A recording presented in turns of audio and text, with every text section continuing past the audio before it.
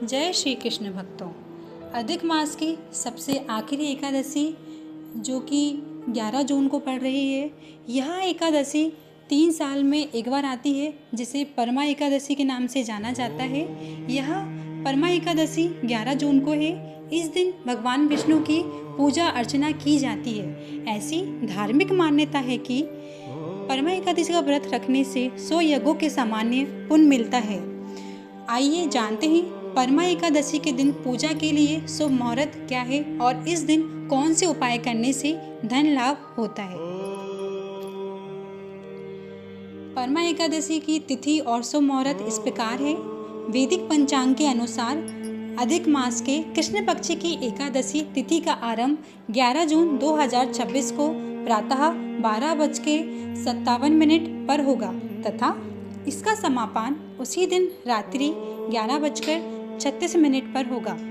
उदय तिथि के अनुसार परमा एकादशी का व्रत 11 जून 2026 दिन गुरुवार को रखा जाएगा। परमा एकादशी का महत्व क्या है? परमा एकादशी शब्द का अर्थ होता है सर्वोत्तम अथवा श्रेष्ठ। इसी कारण एकादशी को सभी एकादशियों में विशेष फलदायी माना गया है। धर्म ग्रंथों के अनुसार यह व्रत दरिद्रता और पापों से मुक्ति दिलाने वाला है। पुराणिक कथाओं में वर्णन मिलता है कि धन के देवता कुबेर ने इसी व्रत के प्रभाव से भगवान शिव की कृपा प्राप्त कर देवताओं के कोषाध्यक्ष का पद पाया था। वही सत्यवादी राजा हरिश्चंद्र ने भी परमा एकादशी के पुण्य प्रभाव से अपना खोया हुआ वैभव और परिवार पुनः प्राप्त किया था। ऐसी मान्यता है कि जो व्यक्ति श्रद्धा और नियम पूर्वक इस व्रत का पालन करता है उसे अश्वमेध यज्ञ के समान पुण्य फल प्राप्त होता है। भगवान श्री कृष्ण ने अर्जुन से कहा था कि जो भक्तों इस दिन भगवान विष्णु एवं माता लक्ष्मी की आराधना करता है उसे मृत्यु के पश्चात वैकुंठ धाम की प्राप्ति होती है। परमा एकादशी की पूजा विधि। इस पावन दिन प्रातः ब्रह्मा मुहूर्त में उठकर स्नान आदि से निवृत्त होकर व्रत का संकल्प लेना चाहिए। इसके बाद घर के मंदिर या पूजा स्थल को शुद्ध कर भगवान विष्णु और माता लक्ष्मी की प्रतिमा स्थापित करें। भगवान को पीले पुष्प, धूप, दीप, चंदन, पंचामृत और फल अर्पित करें। श्री हरि को पीले रंग की मिठाई का भोग लगाएं तथा उसमें तुलसी दल अवश्य रखें, क्योंकि तुलसी के बिना भगवान विष्णु भोग स्वीकार नहीं करते। पूजा के पश्चात परमा एकादशी व्रत कथा का श्रवण करें तथा विष्णु सहस्त्रनाम का पाठ करें। ओम नमो भगवते वासुदेवाय मंत्र का जाप करें और तुलसी दल की पूजा इस प्रकार करें। तुलसी जी को लाल चुनरी चढ़ाएं, 11 गांठ वाला पीला धागा बांधें और कच्चा दूध अर्पित करें। परमा एकादशी व्रत कथा।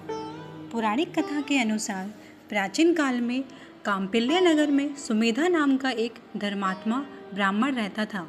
उसकी पत्नी का नाम पवित्रा था, जो अत्यंत पतिव्रता थी। वे दोनों बहुत गरीब थे और उनके घर हमेशा भिक्षा मांगने वाले आते थे।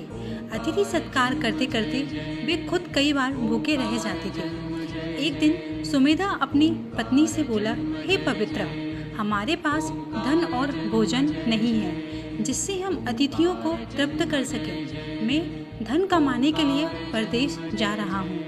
पत्नी ने उन्हें समझाया, बिना भाग्य के कुछ नहीं मिलता। आप घर पर रहकर ही जो मिले उसी में संतोष करें।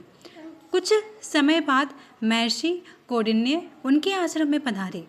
सुमेधा और पवित्रा ने महर्षि का सत्कार किया और हाथ जोड़कर अपनी गरीबी दूर करने का उपाय पूछा।